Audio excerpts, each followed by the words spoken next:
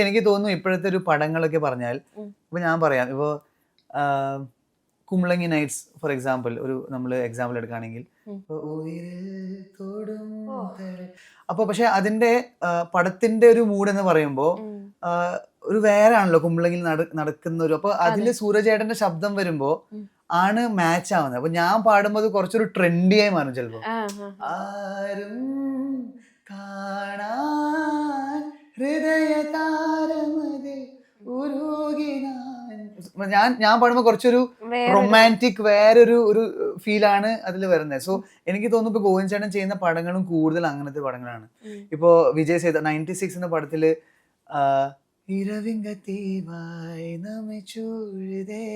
അപ്പൊ ഞാൻ തമിഴ് പാടിയാൽ ഒരു ഒത്തന്റിസിറ്റി ഒരു സംഭവമില്ലേ, ഒരു റോനെസ് അല്ലെങ്കിൽ ആ ഒരു ഫീൽ ചിലപ്പോ വരില്ല.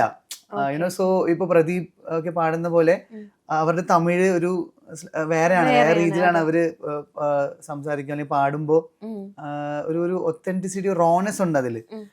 അതൊരു റീസൺ ആയിരിക്കാം. കാരണം അതൊരു റീസൺ ആണ്. കാരണം കുറെ പടത്തിൽ ഞാനത് ഫേസ് ചെയ്യേണ്ടത്. അത് നല്ലതുമാണ്, അത് നെഗറ്റീവായിട്ടും ചിലപ്പോൾ വരും, അത് പോസിറ്റീവായിട്ടും വരും.